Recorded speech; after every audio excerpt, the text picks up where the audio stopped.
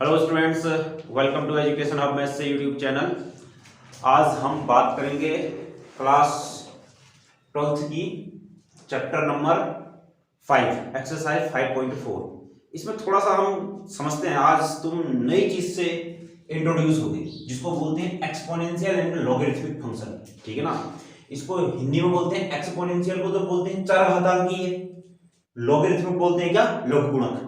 अब मैं ये चरघातांकी तथा लघुगुणक नहीं कहूंगा, हमेशा क्या कहूंगा, एक्सपोनेंशियल और लॉगरिथमिक। ठीक है ना। अब एक्सपोनेंशियल फंक्शन होता है इसको समझते हैं बहुत अच्छे तरीके से, ये बहुत काम आने वाला है तुम्हारे। अब जितना भी अब तुम इंटीग्रेशन करोगे, डिफरेंशिएशन करोगे, वहां चलता रहेगा ये e की पावर x, e की पावर x, log x। तो इसको समझते हैं आगे का ये है क्या, बिल्कुल अच्छी तरीके से मेरी बात को ध्यान से सुनना। ठीक है ना स्टूडेंट्स, सुनो। जैसे ना तुमने ले लिया एक फंक्शन कंसीडर कर लिया, मान लिया एक फंक्शन ले लिया f and x is equal to x की पावर n ले लिया। ठीक है ना। और देखो x की पावर n मान लीजिए ये क्या है, मेरे पास बहुपद है, एक बहुपद है। बहुपद होने के लिए कंडीशन, अगर x की पावर n बहुपद है, इस पेन से इंग्लिश में बता दिया पॉलिनोमियल, तो बहुपद होने की कंडीशन क्या होती है कि n जो होना चाहिए वो क्या होना चाहिए, 0 1 2 3 4 5 6 ऐसी तो होना चाहिए ना, पूर्ण संख्या होनी चाहिए। ठीक है। और इसी क्रम में एक नंबर और एक फंक्शन और ले लिया मैंने, f n x is equal to मतलब जैसे n की पावर x, एक फंक्शन ऐसे ले लिया मैंने। ठीक है ना। तो आप समझो यहां से क्या क्या होने वाला है, n की जगह वन रखा तो f1x इज इक्वल टू कितना हो गया, x हो गया। f2x इज इक्वल टू रखा तो कितना हो जाएगा, x स्क्वायर हो जाएगा। f3x रखा तो कितना हो जाएगा, x का पावर 3 हो जाएगा। f4x रखा तो कितना हो जाएगा, x का पावर 4 हो जाएगा। चलते चलते क्लियर है ना। अब ऐसे ही यहां पर रखा तुमने तो f1x इज इक्वल टू क्या मिला फिर तुमने, 1 की पावर x मिला। f2x इज इक्वल टू क्या मिला फिर तुमको, 2 की पावर x मिला। f3x इज इक्वल टू कितना मिला फिर, 3 की पावर x मिला। f4x इज इक्वल टू कितना मिला फिर तुमको, 4 की पावर x मिला। इतनी बात क्लियर है। ऐसे क्या है, एक ऐसे ही यहां पर को f10x इज इक्वल टू कितना हो गया, x की पावर x मान लीजिए। ऐसे f10x इज इक्वल टू कितना हो गया, 10 की पावर x। इतनी बात आई समझ में। अब इसमें से ना देखो, अगर जैसे जैसे ना, एक बात सुनना, मेरी बात को ध्यान से सुनो।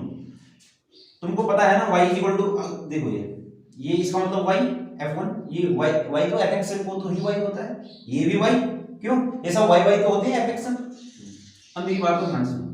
देखो अगर तुमको पता है तो ये तो होता है y is equal to x, होता है कि जो बीच से जाता है ऐसे करके। हाँ, अब जैसे अगर तुमने y equal to x square का बनाना है तो भैया वो ऐसा हो जाता है इस टाइप का।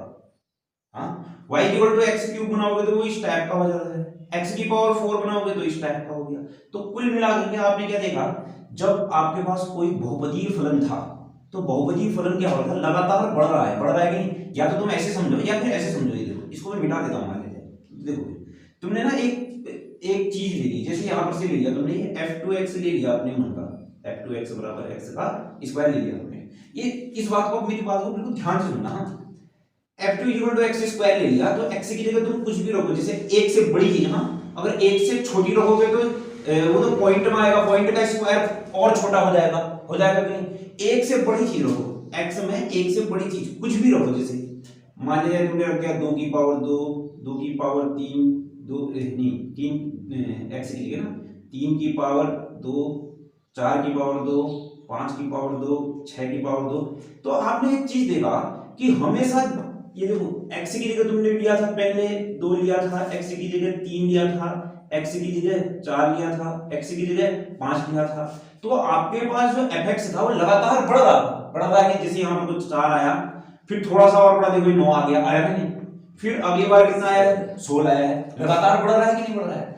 तो इसका मतलब तुमको क्या दिख रहा है कि बहुपदीय फलन जो होते हैं वो हमेशा वर्धमान फलन होते हैं, मतलब बढ़ने वाले फलन होते हैं कि नहीं। क्या ऐसा कोई फलन है जो बहुपदीय फलनों से भी बहुत तेजी से बढ़े, देखते हैं एक बार। अब मैं जस्ट इसका उल्टा ले लिया मैंने, जैसे अभी मैंने क्या लिया था, एक्स स्क्वायर लिया था, तो अब मैंने क्या लिया ना, इसका एक जस्ट उल्टा ले लिया, 2 को तो नीचे लिख दिया, x को ऊपर लिख दिया। अब मैं x की जगह वैल्यू रखना चाहता हूं, x की जगह 1, x की जगह 2, x की जगह 3, x की जगह 4। अब देख लो भी भैया, अब देखो ये तो 2 आया, ये कितना आया मेरे 4 आया, ये कितना आया 8 आया, ये क्या आया 16 आया, 2 की पावर 5 कितना आया 32 आया, परंतु यहाँ 5 की पावर 2 क्या हो रहा था 25 हो रहा था। तो अब देखो ये देखो बहुपदीय फलन से भी एक कोई ऐसा फलन है जो बहुपदीय फलन से भी तेजी से बढ़ रहा है, बढ़ रहा है कि नहीं बढ़ रहा है, ये देख लो। जब मैंने क्या किया, अगर उसके बेस में कोई एक चर संख्या की, देखो यहां तो क्या था भैया वेरिएबल की पावर अचर संख्या थी, और यहां पर तो क्या हो रहा है अचर की पावर वेरिएबल, मतलब अचर की पावर वेरिएबल अगर मैं लेता हूं तो वह चर की पावर वेरिएबल की पावर अचर से तेजी से बढ़ रहा है, बढ़ रहा है कि नहीं बढ़ रहा है। अब जैसे उदाहरण के लिए एक और चीज लेते हैं, समझना बहुत अच्छा टॉपिक है। जैसे मैंने कह दिया, देखो ये x की पावर 10 कह दिया और एक फलन ले लिया मैंने, देखो x की पावर 10 तो 1 की पावर 10, 2 की पावर 10, 3 की पावर 10, 4 की पावर 10। तो इसको सॉल्व करके अभी देखते हैं। और देखो एक मैंने इसका उल्टा फंक्शन ले लिया, 10 की पावर x ले लिया, ठीक है ना। अब देखो भी देखो 10 की पावर 1 बराबर कितना हो गया 10, 10 की पावर 2 बराबर कितना हो गया भैया 100। ऐसे देखना 10 की पावर 3 बराबर कितना हो गया फिर मेरे पास 1 2 3। सुनो यहां पर देख लो, देखो 1 की पावर 10 क्या था, पहली वैल्यू में 1 आया, जबकि यहां पहली ही वैल्यू में कितना आया 10 आया, आया कि नहीं आया। तो इसका मतलब साफ साफ तुमको यहीं पर से लग जा रहा है कि भैया देखो वेरिएबल की पावर अचर मतलब क्या है मेरे पास, ये देखो ये है वेरिएबल की पावर कांस्टेंट है से कांस्टेंट की पावर वेरिएबल तेजी से बढ़ रहा है कि नहीं, ठीक है ना। आएगी बात समझ में। तो इस प्रकार का फलन जो बहुत तेजी से बढ़ता है उस फलन को हम क्या बोलते हैं, चर घातांकीय फलन बोलते हैं। और चर घातांकीय फलन होने के लिए जरूरी है कि भैया बेस में क्या होना चाहिए आपके पास, कांस्टेंट होना चाहिए, और उसके पावर में क्या होना चाहिए आपके पास, वेरिएबल होना चाहिए, ठीक है ना। मतलब ये बेस में क्या होना चाहिए, अचर होना चाहिए, और पावर में क्या होना चाहिए आपके पास, चर होना चाहिए। इतनी बात आई नहीं समझ में, क्लियर है। अब आगे और सुनना प्लीज में, देखो पर शर्त क्या होनी चाहिए कि यह जो अचर है ना ये 1 से छोटा नहीं होना चाहिए। अगर 1 से छोटा होगा तो 0.1 है तो उसकी पावर तुम बढ़ाते रहोगे तो वो और ज्यादा छोटा आता रहेगा। तो इसलिए ये जो अचर होना चाहिए ये क्या होना चाहिए भैया, बड़ा होना चाहिए, किससे, 1 से। क्लियर है ना फिर, ठीक है ना। तो लिखना फिर चर घातांकीय फलन में, मतलब चर कुल मिलाकर के निचोड़ ये था। देखो हमको लगता है पहली नजर में कि बहुपद बहुत तेजी से बढ़ते हैं, जैसे x की पावर 3 है, जैसे x की पावर 10 है, x की पावर 10 है, x की पावर 10, हमको लगेगा कि बहुपद तेजी से बढ़ते हैं, परंतु बहुपद तेजी से नहीं बढ़ते हैं। बहुपद से भी तेजी से क्या बढ़ता है, जिसके बेस में क्या हो भैया, चर हो, और पावर में क्या हो, नहीं बेस में अचर हो और पावर में क्या हो, चर हो, यह बहुपद से भी तेजी से बढ़ता है। तो इस फलन को हम क्या बोलते हैं, चर घातांकीय फलन। आइए बात समझ में, देखो चर घातांकीय, घात में चर है, घात में चर संख्या है, आइए बात, चर घातांकीय फलन एक्सपोनेंशियल फंक्शन। आइए बात समझ में। तो चर घातांकीय फलन में लिखना फिर एक्सपोनेंशियल फंक्शन की डेफिनेशन लिखना, माना कोई फलन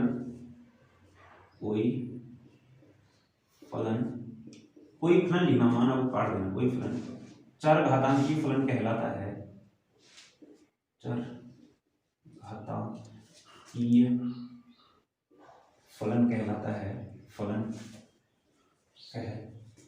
कहलाता है जब,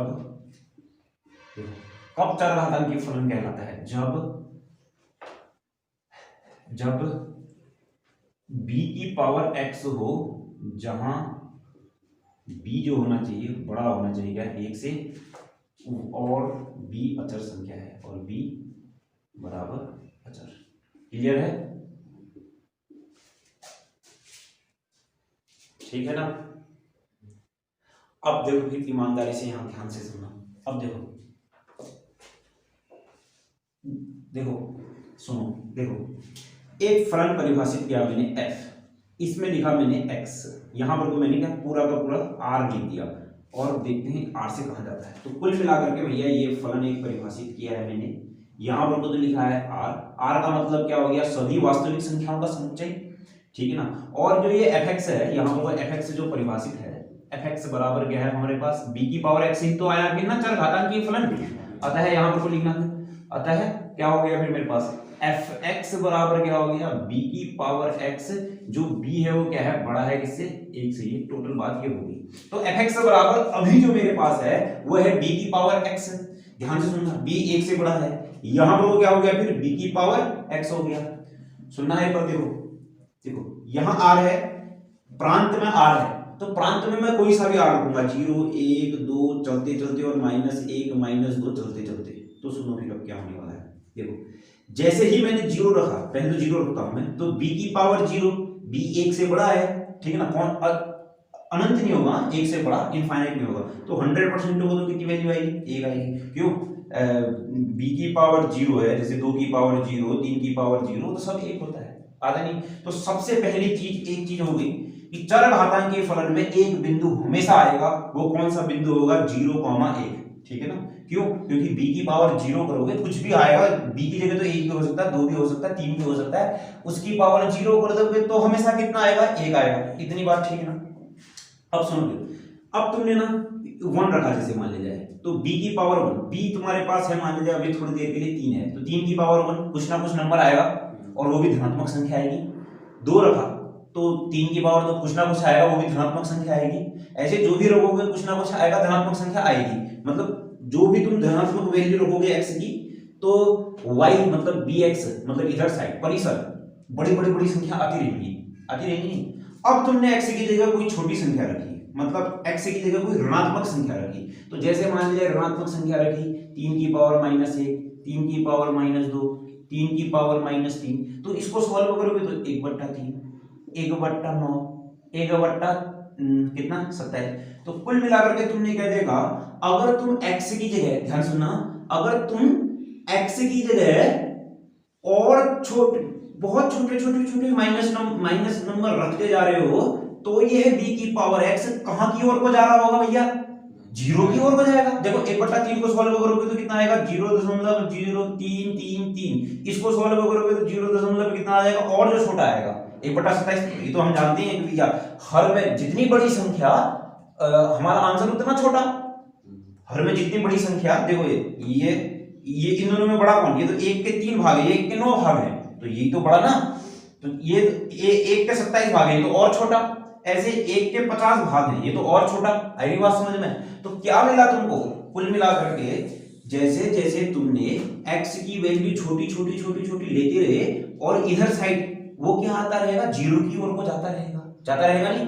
परंतु एक चीज देखी कभी भी तुमने, परंतु एक चीज देखना कभी भी, ये ऋणात्मक कोई भी संख्या नहीं आ रही होगी। जब b की पावर x है तो कोई भी इधर परिसर में कोई भी ऋणात्मक संख्या नहीं आ रही। कैसे आ जाएगी बताओ सर, इनकी जगह कुछ भी रखना है। किसकी जगह, इनकी घात में, हाँ जो इधर है, हाँ r, इधर ये देखो, ये तो r है, पूरा का पूरा r है, इसमें तो पूरा का पूरा वास्तविक संख्याओं का समुच्चय है। जैसे 0 है, 1 है, 2 है, 3 है, और यहाँ -1 है, -2 है, -3 है, पूरा का पूरा वास्तविक संख्या। घात में कुछ भी रखना है, घात में कुछ भी रखना है, b की घात में कुछ भी नंबर रखना है। हाँ सर, यहाँ पर और विषम संख्या रखेंगे तो -2 के इसमें, जैसे कहां पर वो, जैसे इधर है r में, यहाँ पर कोई x की जगह है, जैसे सर जैसे r से लेनी है ना b, हाँ r से b नहीं, b तो फिक्स होगा, b फिक्स होगा, b तो यहाँ 2 भी हो सकता है। जैसे ये देखो, ये ऐसा हो गया, ये 10 की पावर x है, चरघातांकी फलन है ना, b तो फिक्स है, ठीक है ना। अब x की जगह मैंने कुछ भी लेना है, जगह लेनी है, हाँ x की जगह कुछ भी लेना है, b तो फिक्स रहेगा,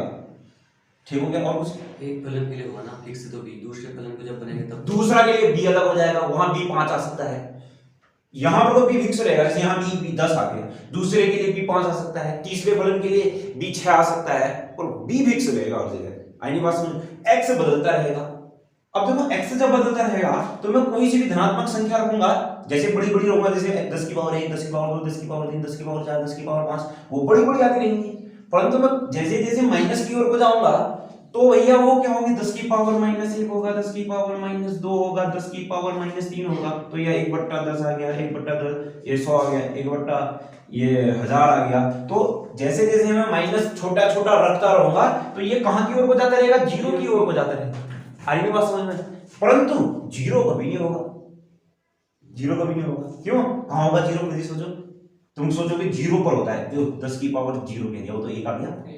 आई नहीं बात समझ में? जीरो नहीं हो सकता है। तो तुमको क्या मिला ना यहाँ पर से, देखो कितना अच्छा क्वेश्चन है। कभी कभी पेपरों में आ जाता है, जैसे आपने अच्छे जैसे एनडीए में नहीं, जैसे एयरफोर्स में आ सकता है। जैसे देखो चरघातांकीय फलन में जो परिसर होता है वह किसका होता है? आर माइनस का होता है, वास्तविक ऋणात्मक वास्तविक संख्याओं का होता है, आर प्लस होता है, धनात्मक वास्तविक संख्याओं का होता है, या वास्तविक पूरी क्या वास्तविक पूरी मतलब धन ऋण वास्तविक संख्याओं का समुच्चय होता है, या फिर क्या होता है नन ऑफ दिस, कोई भी नहीं होता है। तो आंसर क्या हो जाएगा फिर मेरे पास? सर जीरो एक में आता है एक में तो आएगा जीरो। जैसे जीरो एक में आएगा तो मतलब एक की घात माइनस एक, जैसे हमने बी एक की घात माइनस एक, एक की घात माइनस एक तो कितना आएगा? एक बट्टा एक बराबर आ गई तो एक आ गया। हाँ और कुछ क्लियर कर लो। तो बताओ फिर चरघातांकी में क्वेश्चन है तुम्हारे लिए, चरघातांकी फलन में जो परिसर होता है वह किसका होता है? आर माइनस का, आर प्लस का, आर का, या किसी का भी नहीं? आर प्लस का होता है। आई नहीं बात समझ में? क्यों? क्लियर है? और एक बिंदु हमेशा आएगा, वह कौन सा होगा? 0,1। आई नहीं बात समझ में? इतनी ईमानदारी से बताओ समझ में आई है नहीं तो मैं दोबारा बताता हूं। पक्का? तो लिखना फिर, क्लियर है ना? तो लिखना फिर चरघातांकी फलन में लिखना फिर नोट, यहां पर लिखना नोट नीचे से, नोट में लिखना सबसे पहले, नोट में लिखना नंबर 1, यदि एफ एक्स बराबर बी की पावर एक्स है, जहां बी बराबर होगा या बड़ा होगा एक से, बराबर भी हो सकता है एक से।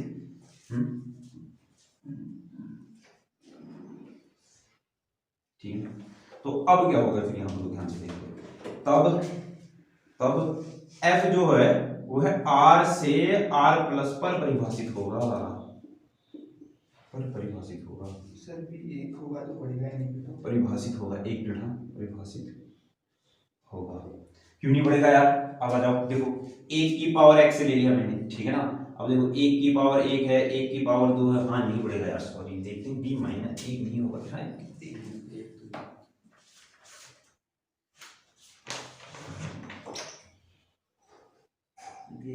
हाँ सॉरी, बी एक नहीं होता, बहुत बढ़िया, एक नहीं है, बी एक से ही बड़ा होगा, बस हो गया, बहुत अच्छा। बी एक से बड़ा होगा, ये बढ़ेगा ही नहीं, बहुत अच्छा।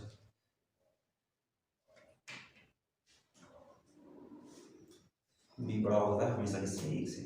यदि एफ एक्स बराबर बी का पावर एक्स है, जहां बी बड़ा है एक से, तब एफ जो होगा वो आर से आर प्लस पर परिभाषित होगा। इतनी बात आई नहीं समझ में तुमको? तो इसका मतलब क्या होगा अगर भैया चरघातांकी फलन का,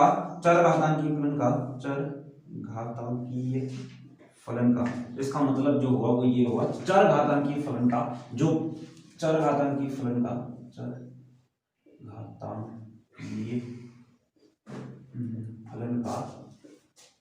जो प्रांत होगा वो तो क्या होगा? पूरा का पूरा वास्तविक संख्या होगा ना। और जो परिसर होगा वो क्या होगा फिर आपके पास? धनात्मक वास्तविक संख्या। ऐसे लिख देना, ये पॉजिटिव रियल नंबर। आएंगे बात समझ? रियल नंबर को ही क्या बोलते हैं? वास्तविक। ठीक है, एक चीज और हो गई, और एक बिंदु हमेशा कॉमन आएगा, वह बिंदु का नाम क्या होगा? एक बिंदु हमेशा क्या आएगा? इसमें दूसरे में लिखना, चरघातांकी फलन में, फलन में 0,1 हमेशा आता है, बी की जगह कुछ भी नहीं, मतलब सब में आता है। बी की जगह कुछ भी रखो, जैसे बी की जगह तुमने 5 रख दिया तो 5 की पावर x है। अब यहाँ x की जगह अगर तुमने 0 लिया, क्योंकि 0,1 है तो x की जगह 0 लेना है, तो 5 की पावर 0 इक्वल टू कितना क्या बन गया? आई बात समझ? और कुछ? ठीक है ना। और एक बहुत अच्छा नोट लिखना फिर, देखो जो e की पावर x का डिफरेंशिएशन होता है ना, वो e की पावर x ही होता है, ठीक है ना, याद रखोगे? क्लियर है? ये भी लिख लो। अब यहां पर से एक नंबर और आ रहा है, इसको a लिखना। देखो सुनो, अब देखो चरघातांकी फलन का मतलब एक्सपोनेंशियल फंक्शन का मतलब हो गया कि भैया बेस में जो आपका बेस होता है, जो आपका जैसे ये बेस है, यहाँ कोई चर संख्या होनी चाहिए एक से बड़ी, ठीक है ना। अगर मान लिया जाए अगर यहाँ इस b की जगह 10 हो, 10 की पावर x हो, इस टाइप का फलन हो, मतलब क्या हो भैया घात में क्या हो 10 हो, तो उस अगर घात में 10 होता है तो उसको हम बोलते हैं कॉमन एक्सपोनेंशियल फंक्शन। याद रखोगे, कॉमन एक्सपोनेंशियल फंक्शन बोलते हैं किसको, जब बेस में क्या हो 10 हो, ठीक। दूसरा बी होता है, अगर बेस में ई हो, बेस में ई हो तो इसको बोलते हैं नेचुरल एक्सपोनेंशियल फंक्शन, ठीक हो गया। अगर बेस में ई हो तो उसको बोलते हैं नेचुरल एक्सपोनेंशियल फंक्शन, अगर बेस में 10 हो तो उसको बोलते हैं कॉमन एक्सपोनेंशियल फंक्शन, ठीक है ना। लिख दो फिर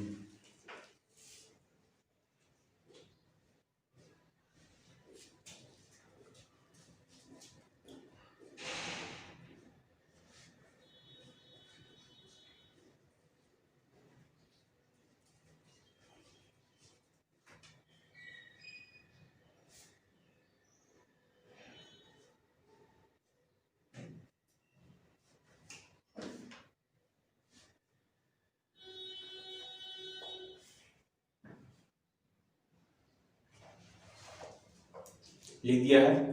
चलो फिर अब आगे बढ़ते हैं। अब ऐसे ही एक दूसरा फलन आता है जिसको बोलते हैं लघु गुणक या फिर लॉगरिथमिक। अब हेडिंग डालना लघु गुणक फलन या फिर क्या logarithmic function, logarithmic function, logarithmic function.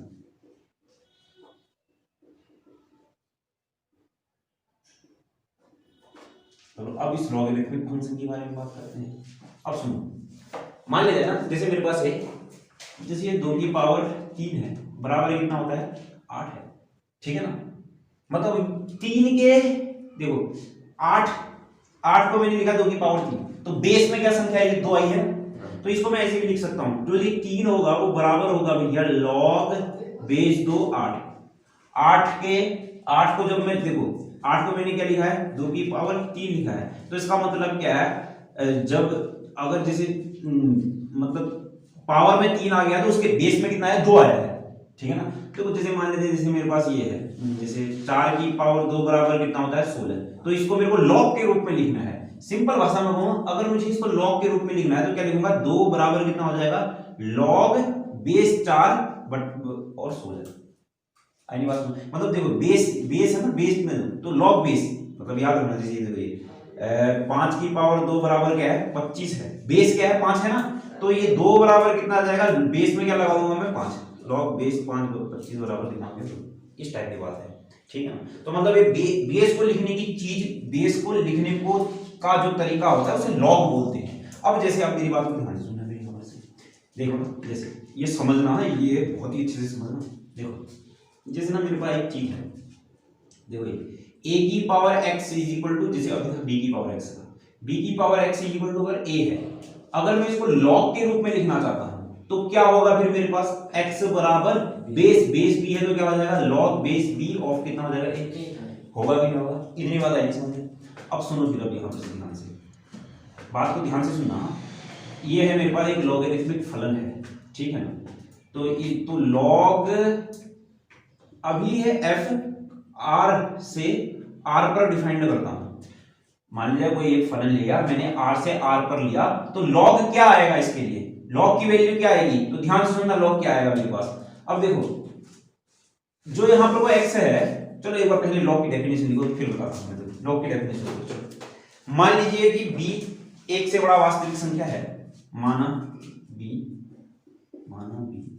एक से बड़ा b, ऐसे एक वास्तविक संख्या है, वास्तविक संख्या है, तब हम कहते हैं कि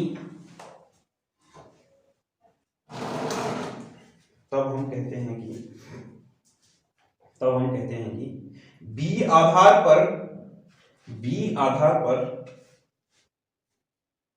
a का लघुगुणक x है, b आधार पर a का लघुगुणक x है, b आधार पर a का लघुगुणक x है, b आधार पर a का लघुगुणक x है, यदि b की पावर x बराबर a है तब x बराबर कितना हो जाएगा log base b of a।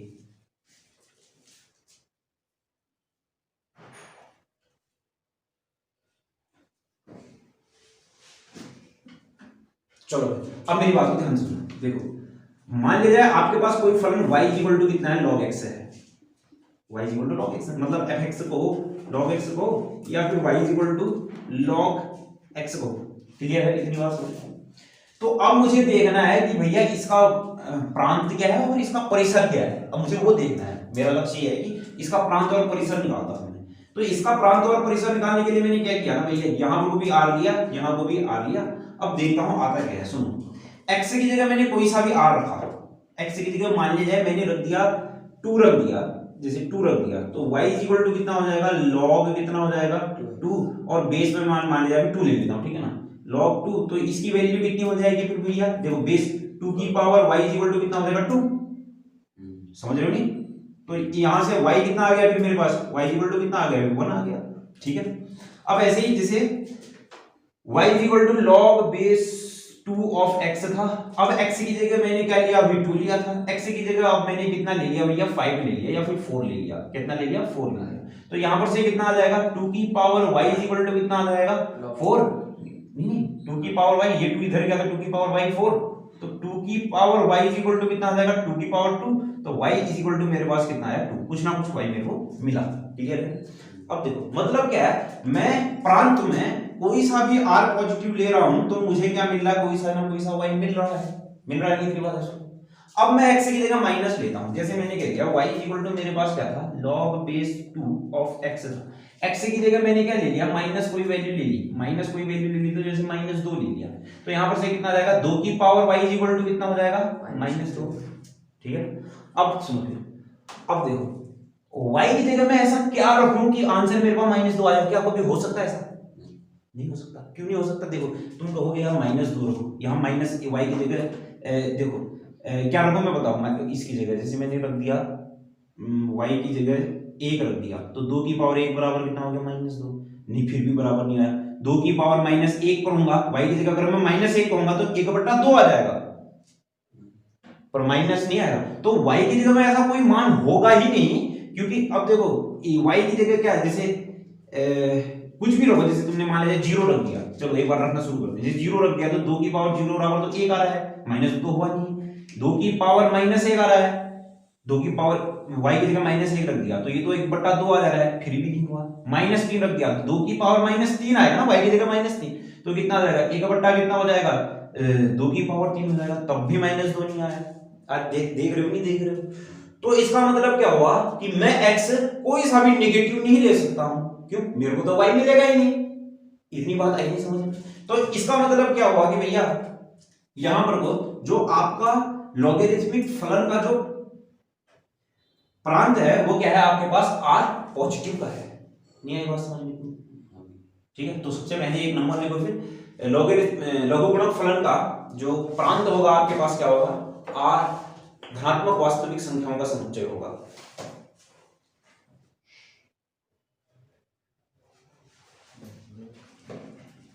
ठीक,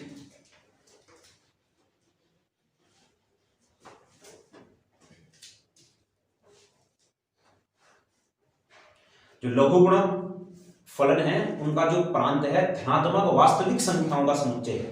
अब आप इधर पर आ जाओ, फिर एक बार और देखो, अब जैसे y की जगह x की जगह तुमने ले लिया था, मान लिया जाए -1, x की जगह -1 तो हमने कुछ लेना है नहीं, तो x की जगह मैंने लिया मान लीजिए 2 ले लिया, चलो अभी थोड़ी देर के लिए 2, तो यहाँ पर से कितना था log 2x ऐसा था ना, तो यहाँ पर से क्या था 2 की पावर 2 बराबर कितना था फिर मेरे पास 2 की पावर x की जगह मैंने कितना लिया था, सॉरी x की जगह हमने कितना लिया था y इक्वल टू x की जगह हमने लिया था भैया 2, तो यहाँ पर से 2 की पावर 2 बराबर कितना हो गया 2, तो ऐसे ही y बराबर कितना आया था मेरे पास 1 आया था।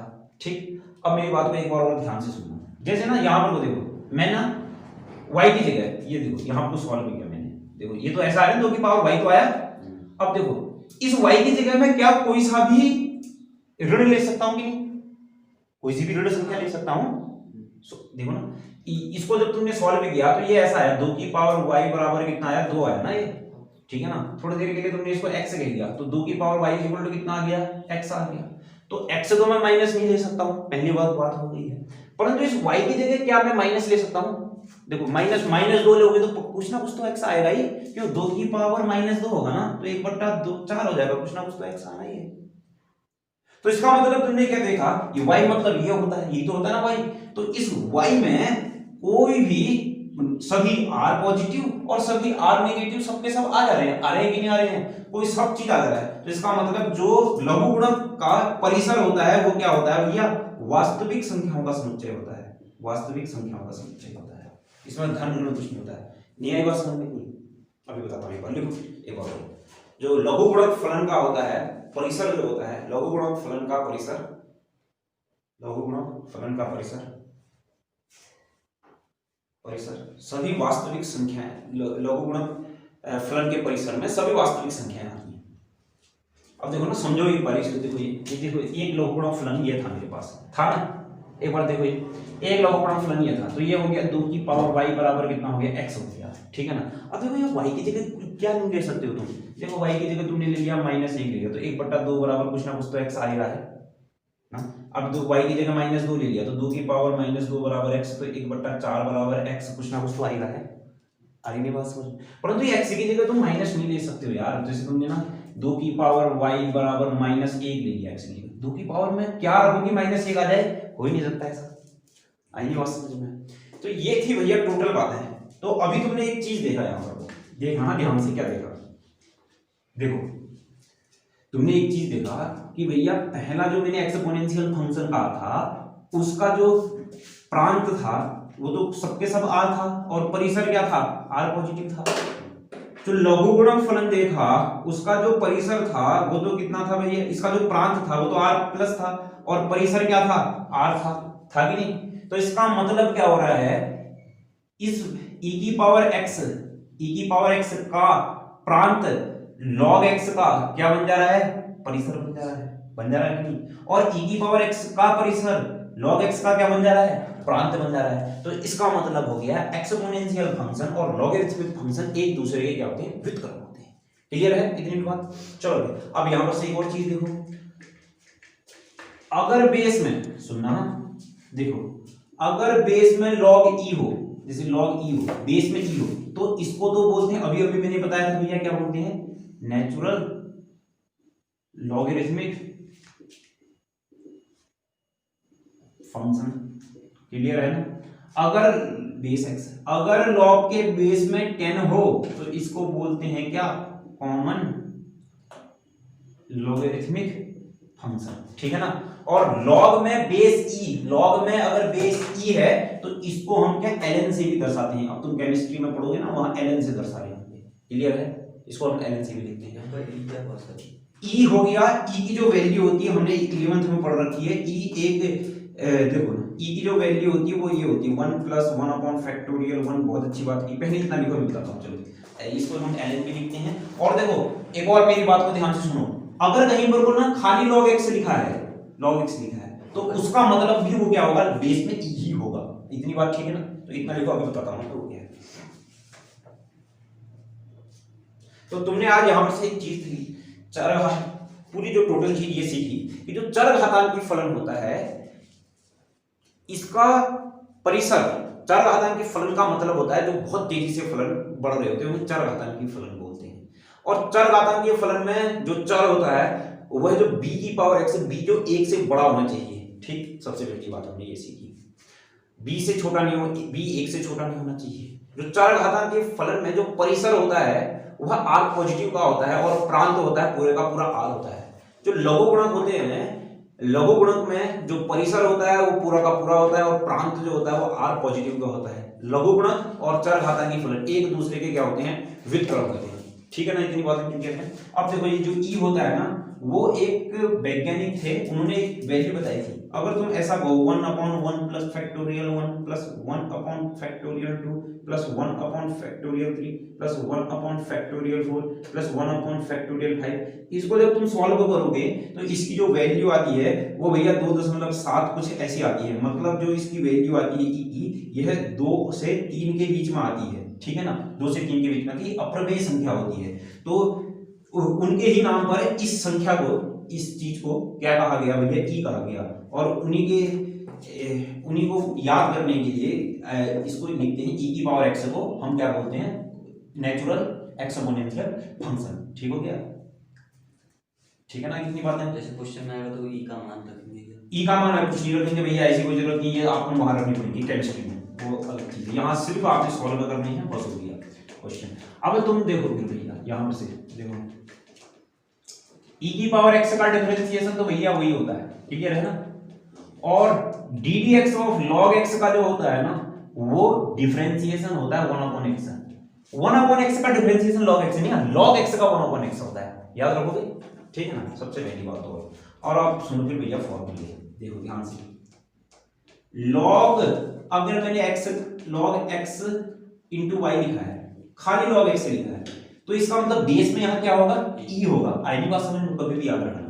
तो ये होता है log x plus log y, clear है ना, ठीक। और ये मत कर देना कभी भी log x प्लस y बराबर नहीं होता है यार log x plus log y के, याद रखोगे, ठीक है ना। ये नहीं होता है, ये जरूर होता है log x इंटू y।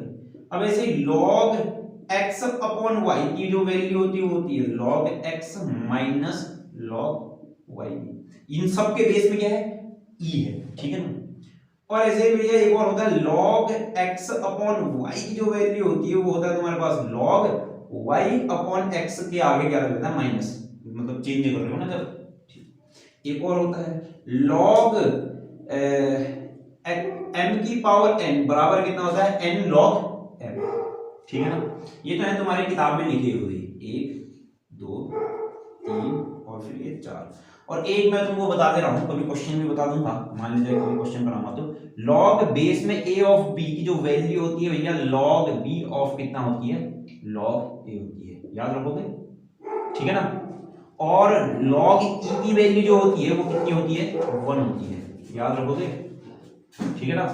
इधर मत लिखो, फिर चलो प्लस और माइनस से कुछ है प्लस और माइनस की कहां पर को log x प्लस y है, ऐसा कुछ क्वेश्चन नहीं आएगा। ये कुछ नहीं, ये क्वेश्चन नहीं है, क्वेश्चन आएगा भी तो वहां चेंज करेंगे हम, वो मैं बताऊंगा क्वेश्चन आएगा तो, ठीक है ना, वहां यू भी मानेंगे, ऐसा नहीं होता, याद रखना, ये तो बहुत इंपॉर्टेंट है। पिछली बार के बच्चे इतना गलती करते थे इसमें।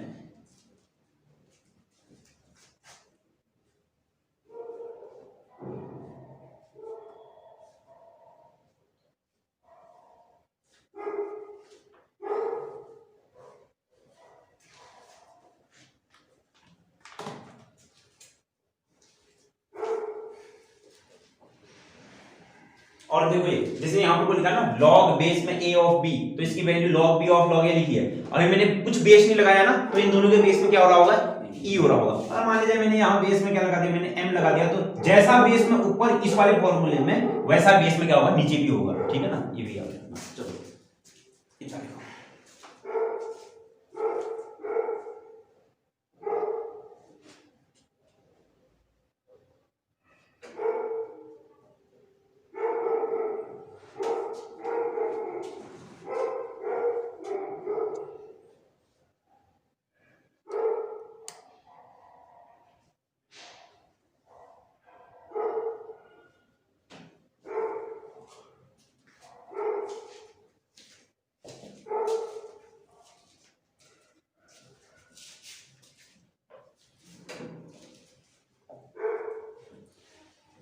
तो वैसे ये चीजें थी बड़ी। अब तो क्वेश्चन तो इसके इतने भारी क्वेश्चन नहीं है, वो तो तुम आराम से बना लोगे। मेरा जो समझाने का मतलब था कि भैया तुमको एक्सपोनेंशियल फंक्शन समझ में आ जाए, लॉगरिथमिक फंक्शन समझ में आए।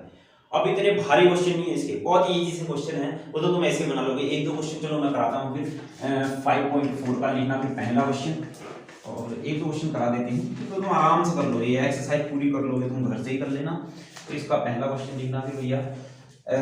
पहला क्वेश्चन है आपके पास नंबर 1, y इक्वल टू बोल दोगे x के सापेक्ष अवकलन करना है सबका, साइन एक्स है, ठीक है ना, एक्स के सापेक्ष अवकलन करना है, तो क्या लिखोगे, differentiation with respect to x, clear है ना। चलो एक क्वेश्चन देता हूं मैं तुमको, यहाँ ध्यान से सुनो, ये छोड़ दो, ये तो तुम आराम से बना लोगे, इसकी कोई दिक्कत नहीं। एक क्वेश्चन है, log बेस में 3 x square plus 5x plus 8 बराबर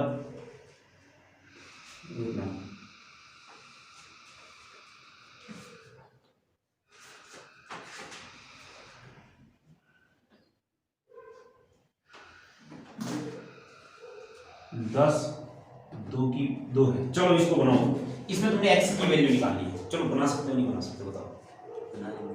बताओ कैसे बनाओगे, ये क्वेश्चन हमारे लिए। परसों ये शायद मेरे को एक लड़की ने भेज रखा था क्वेश्चन, कहीं आईआईटी में आया होगा क्वेश्चन ये, हाँ चलो कैसे करोगे बताओ।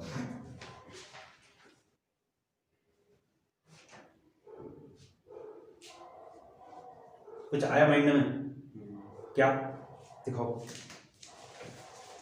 बहुत बढ़िया बहुत बढ़िया बहुत बढ़िया बहुत बढ़िया, आप दिखाओ, कुछ नहीं आया माइंड में, आपके भी कुछ नहीं आया, आपके भी माइंड में कुछ नहीं आया, बहुत बढ़िया माइंड में हो गया, सॉल्व कर दे काम से आ गया। अब देखो ना यार, ये देखो, ये मैंने आपको बता रखा है log बेस 2 ऑफ x बराबर, अगर मान लीजिए log, ये देखो ये log base a of b बराबर x है, तो क्या होगा फिर, देखो ध्यान से देखना, तो यहां पर से क्या होने वाला है, बताओ क्या होगा, अभी मैंने बताया था, क्या बताया था, x बराबर अगर log base a of b है, तो ये a की पावर x बराबर कितना होता है, log b होता है, नहीं a की पावर x बराबर b होता है, बताया तो था, बताया था कि नहीं बताया था, क्यों, x बराबर log बेस a b है, तो इसकी वैल्यू कितनी होती है, इतना बताया था कि नहीं बताया था मैंने, अरे यार जैसे ना log base a of b is equal to x है, तो यहां पर से क्या है, बेस में a है तो a की power x is equal to b, ये बात समझ में है, नहीं आई, बेस में b है तो यहां पर से कितना आ जाएगा, बेस में b है तो ये x तो वही रहेगा, और बेस में b है तो कितना हो जाएगा, 2 की पावर कितना हो जाएगा 2, तो x स्क्वायर प्लस कितना हो गया 5x प्लस कितना हो गया 10 बराबर कितना हो गया 4, तो यहां से आ गया x स्क्वायर प्लस कितना आ जाएगा 5x प्लस का 6 बराबर 0, सॉल्व करो x की वैल्यू आ गई, यही बात समझ संदीप,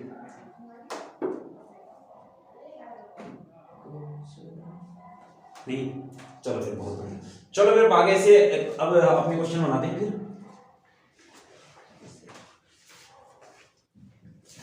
पहला क्वेश्चन है आपके पास y इक्वल टू e की पावर x अपॉन कितना है sin x है, इसका डिफरेंशिएशन करना है, तो dy बाय क्या निकालना है, आपने dx निकालना है, कौन सा वाला लगेगा इसमें फॉर्मूला, या फिर जो भी ट्रिक कौन सी वाली लगेगी, e की पावर x, नहीं इसका डिफरेंशिएशन पहले ये बताओ, कैसे सॉल्व करूं इसका डिफरेंशिएशन, log x जैसे पहले करते थे, क्या नीचे वाले का स्क्वायर, नीचे ऊपर वाले का डिफरेंशिएशन माइनस ऊपर वाला नीचे वाले का डिफरेंशिएशन, होगा कि नहीं होगा, तो यहां पर से कितना आ जाएगा आपके पास, जो dy बाय dx है वो कितना आ जाएगा sin x, तो sin x e की पावर x का अभी मैंने बताया था वो क्या होता है, e की पावर x ही होता है, माइनस e का पावर x, फिर कितना cos x अपॉन कितना हो जाएगा फिर sin स्क्वायर x, आंसर, ठीक है ना।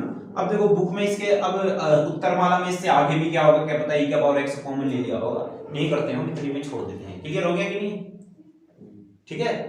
अब चलो फिर अगला है तुम्हारे पास e की पावर sin इनवर्स x है, क्वेश्चन नंबर ये क्या है तुम्हारे पास, चलो इसका डिफरेंशिएशन करना है, तो इसका डिफरेंशिएशन करने के लिए इसको क्या बोल दिया तुमने, y बोल दिया, क्या लिख दिया, differentiation with respect to x, तो dy बाय कितना हो गया dx, तो यहां पर से हो जाएगा d dx और कितना हो जाएगा sin इनवर्स x, तो यहां पर से क्या हो गया dy बाय dx, अब e की पावर है ना, e की पावर sin इनवर्स x है, तो ये हमारे पास क्या है e की पावर sin इनवर्स x है, तो अभी मैंने बताया था e की पावर x का कितना होता है भैया, e की पावर x का e की पावर x ही होता है, तो ये तो क्या हो गया e की पावर x ही हो गया, परंतु अभी किसका बच रखा है डिफरेंशिएशन करना, sin इनवर्स x का बच रखा है, आई नहीं बात समझ में, डी डी एक्स ऑफ कितना हो जाएगा फिर तुम्हारे पास sign inverse X.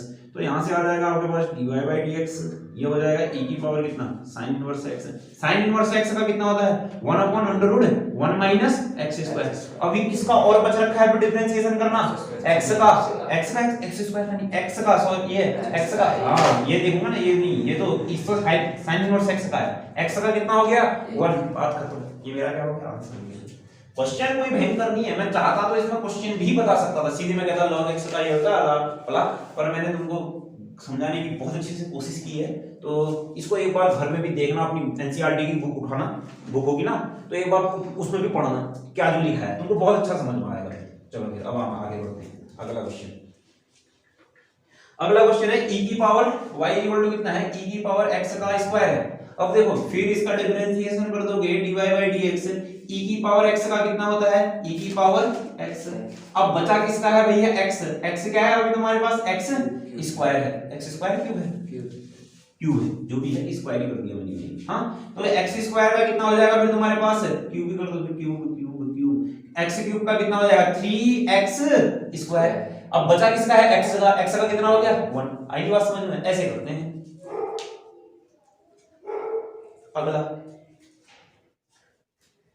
Sign tan inverse e की पावर x बराबर क्या बोल दिया y। चलो अब इसको बनाते हैं। इसको बनाया तो किसके रिस्पेक्ट में कर दिया x के, तो dy बाय कितना हो गया dx। sin x का कितना होता है हम जानते हैं, sin x का कितना होता है cos x, तो कितना हो गया cos x की जगह कितना रहेगा भैया इतना ही रहेगा, परंतु ये x का 1 थोड़ी ना होने वाला है, इसका और डिफरेंशिएशन होने वाला है, और ये कितना मेरे पास tan इनवर्स e की पावर x। तो यहां पर से क्या हो गया cos, फिर कितना है ये tan इनवर्स e की पावर कितना हो गया x। tan इनवर्स x का कितना होता है 1 अपॉन 1 प्लस x स्क्वायर, अभी e की पावर x का होल ऑफ स्क्वायर है कि नहीं ना। अभी किसका डिफरेंशिएशन करना बच रखा है e की पावर x का, तो e की पावर x का भी तो बच रखा ना, अभी tan इनवर्स x था, x अभी e की पावर x था, और e की पावर x का कितना हो गया भैया e की पावर x ही हो गया। क्लियर है नहीं, ठीक है।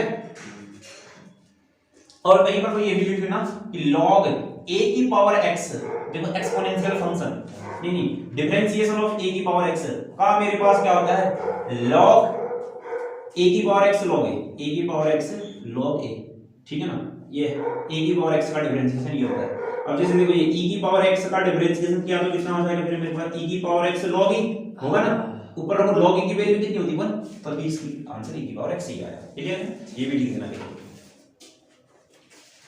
अब देखो फिर अगला तो तुम खुद बनाना, पांचवा छठा भी खुद बनाना, सातवां आठवां भी खुद बनाना, नौवां भी खुद बनाना, 10वां भी खुद बनाना। मैं सातवां बता देता हूं, ठीक है ना, सातवें में आ जाओ खुद बनाना, जो नहीं आएगा वो मैं बता दूंगा, ठीक। सातवां बता देता हूं मैं, जो नहीं आएगा वो मैं कल को बता दूंगा, कैसा रहेगा।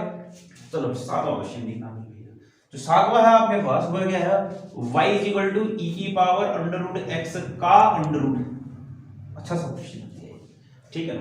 तो देखो इसको x के रिस्पेक्ट में कर दो भैया, इसको जैसे ही x के रिस्पेक्ट में किया तो क्या होने वाला, आप ध्यान से देखना भैया।